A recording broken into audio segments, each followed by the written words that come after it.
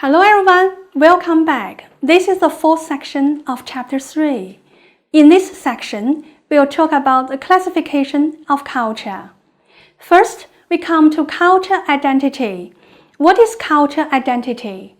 Culture identity refers to one's sense of belonging to a particular culture or ethnic group. As we mentioned before, culture can be classified into different types from different perspectives.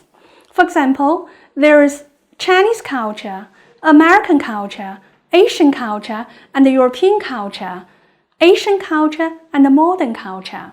Take Chinese culture, for example.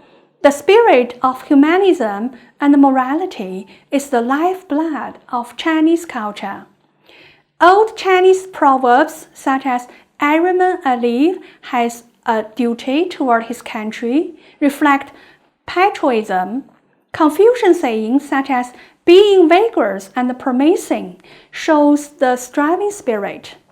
And the modern sayings such as "harmony but not sameness" and "advancement with the times" and "keep improving through reforms" provide the basic principles and the wisdom of reform to deal with different cultures in the world. Xi Jinping loves reading books and using allusions. When making a visit or attending important international meetings, he not only repeatedly quotes Chinese classics, but also does as the Romans do.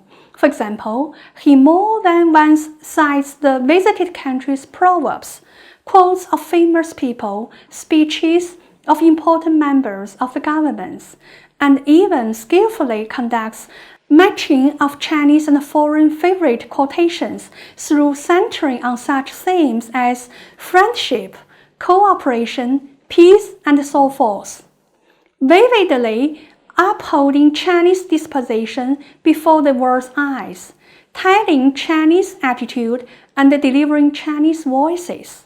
In January 2016, during the period of making a trip to Egypt, Xi published a signed article.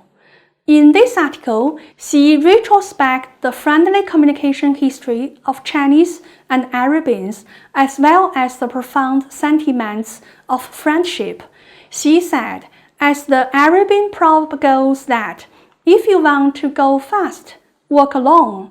If you want to go far, walk together.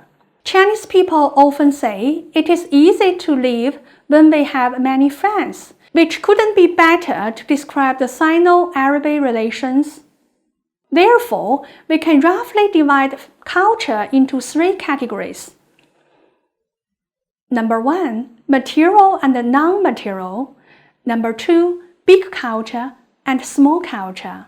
Number 3, dominant culture and subculture.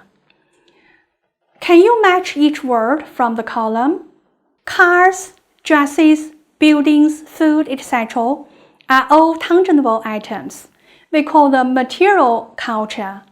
Intangible items refers to those laws, values, customers, equalities, etc.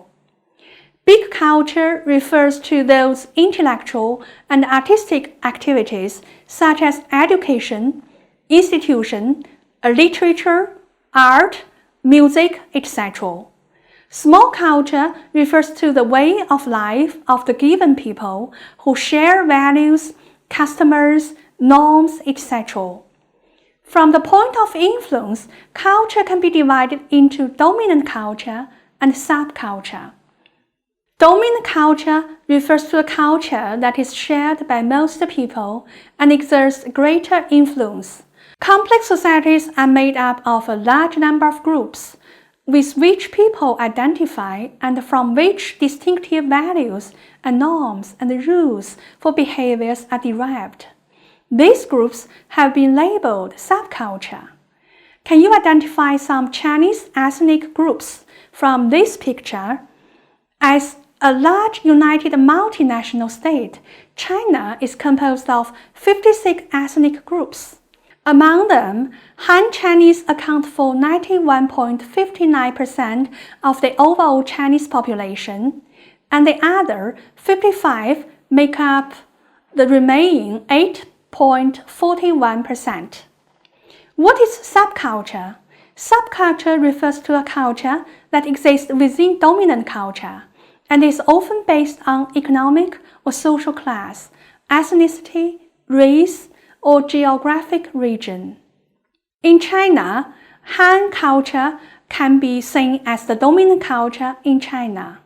We have Northern culture and Southern culture, Tibetan culture, Buddhist culture, Yuan's culture, women culture, etc. However, from the prefix sub implies that members of the non-dominant group are deficient. Many scholars prefer to use the term co-culture.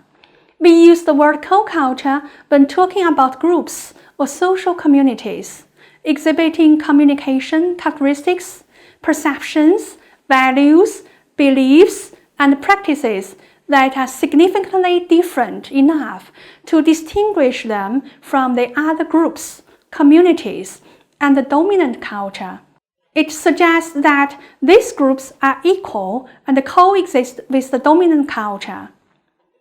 When we use culture in discussing the differences, we are applying the term to the dominant culture found in most societies. Finally, we need to know the concept of subgroup.